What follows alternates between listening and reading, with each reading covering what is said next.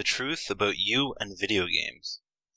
Let me tell you, video games are a seductive thing. Like the yin and yang, there's both good and bad, as well as good in the bad and bad in the good. Some of these points I'm going to be talking about will overlap with each other, and I'll try to point them out as best as I can, but remember the signs of the yin and yang when you see them. Let's start with taking a deep breath. In and out. Alright, let's get straight to the point and then go from there. Why should you even care about the truth about video games and you? Well, obviously, it has something to do with you, but if you feel great, take care of your responsibilities, and at the end of the day you throw on video games for an hour or two, this talk really isn't aimed towards you. Feel free to click off the video at this point if that is you. But I'm targeting the people who are like myself, who found themselves playing video games for hours on end, grinding, trying to get to the next goal, whether it be a rank in League, a 99 in RuneScape, or trying to get to the 9th level in Metroid. It doesn't matter the goal, but there comes a point when we question ourselves and we ask, is this really what we want to do with our lives? Is this productive? Should I do this or do that, And I truly believe there's no right answer for that, but it all depends on how you use video games. I'm not saying video games are bad for you, because they aren't. But like anything, you have to learn how to use them properly. I know it's hard to admit for us, but we do lose ourselves in these video games sometimes. I mean, how can we not? There's limitless possibilities in these worlds that we throw ourselves into. Now, let me give you a list of some of the good and bad I was able to find in video games through meditating outside and writing them down. Now, for the good, let's talk about how it takes the worries away from people who are bombarded by these worries, by either everyday responsibilities or the situations they find themselves in. Video games provide an escape for that. I have a story about a girl I met through Payday 2, and video games, I believe, kept her alive, and with hope that tomorrow might be a better day. She was abused by her drunkard father, who would hit her and throw her downstairs, even going as far to breaking some of her bones. These stories were hard to listen to, but they really gave me a different perspective. Along with that, she would also tell me stories about how she would see ghosts. Now, whether these stories were delusions or if they were real, it doesn't matter. Video games give millions of people the same hope, and they will keep giving people the hope. And video games are also a great way to express oneself. They allow people to express themselves in forms of character creation, hero selection, playstyles, etc. There's millions of different ways to express yourself through these video games. The possibility, for example, are endless, or the possibilities for expression are endless.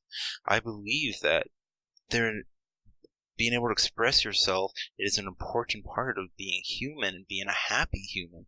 And video games give this ability to people, like I said, who may have a hard time doing this in the real world, depending on their situation or responsibilities, whatever. And in video games, there's a great sense of community. Along the journey of achieving your goals in the gaming stratosphere, you come along and build a community of people. This community of people, despite all their differences, gather in the games that they are passionate about these friendships that just form, that are like nothing else. Because you can't fight dragons the real world with this random guy you just met. For one, dragons aren't real, and that guy is probably just going to run away. But either way, these communities that get created are pretty strong. You see them gathering together for these miracle stories of happiness and sadness at the same time. And video games, or the internet in general, gives you anonymity. I probably said that wrong, but that's just me. But people don't have to share who they are, don't have to share their struggles, don't have to do anything they don't want to do online. These people could be whoever they want, whenever they want. I mean, sure, the lying is going to get to you at some point, whether it be your soul that gets hurt by the lying or your mental, trying to keep up all these lies. But either way, you don't have to share anything you don't want to share, and that is the important part.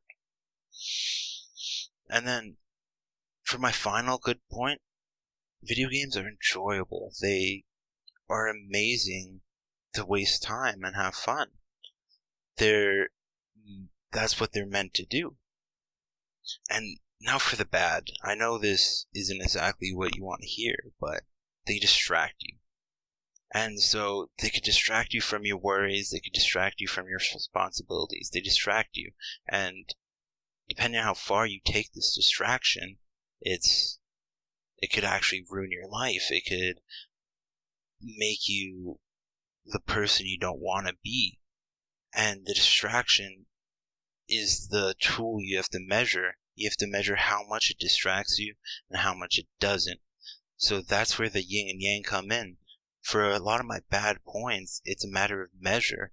And I just want to point these out to you so you could start to see them within yourself. And then from seeing within yourself, you could change.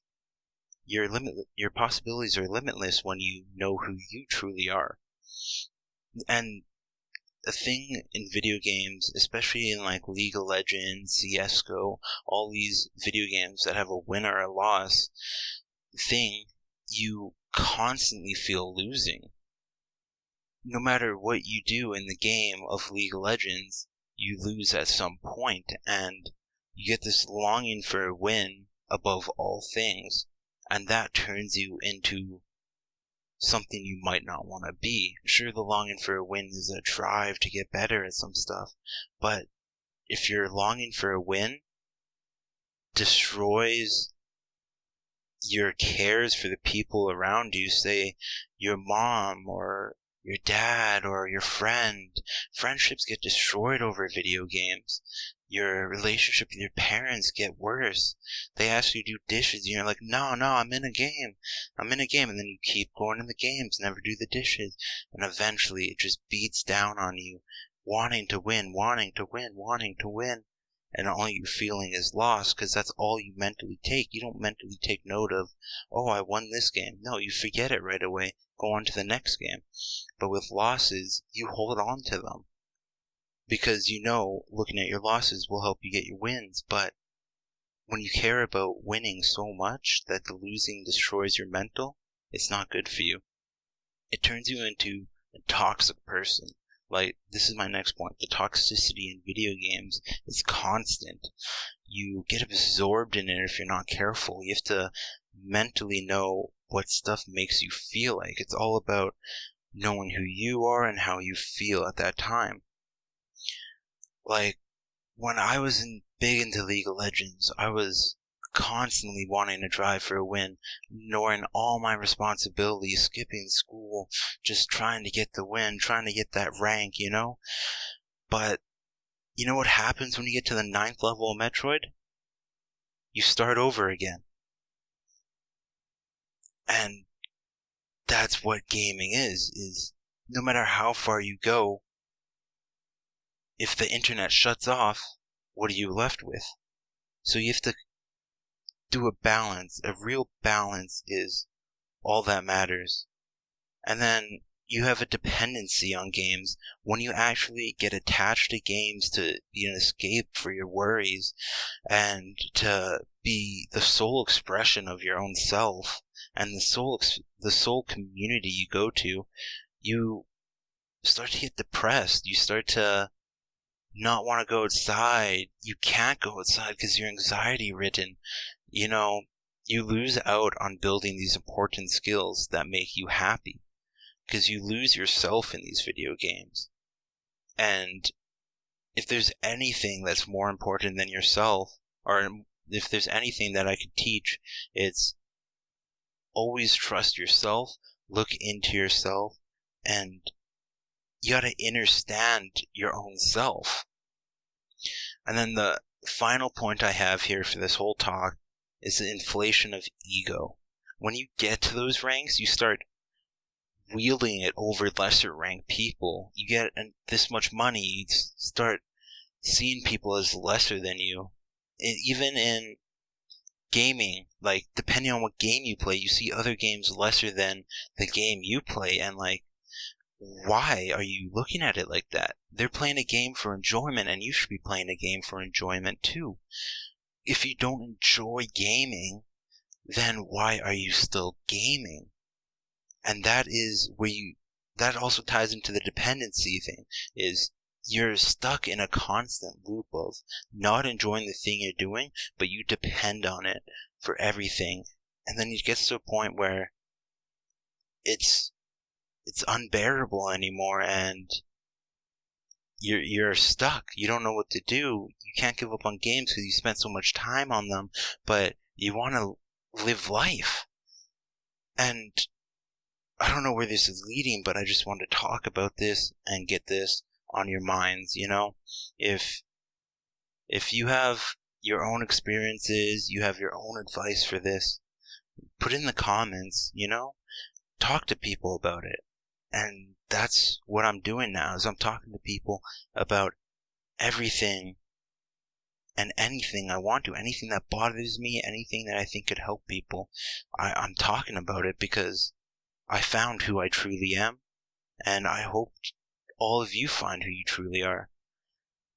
Thank you for allowing me to talk. Thank you for listening. I truly love you all, and hope your day's good, and I say goodbye to you. Have a good day.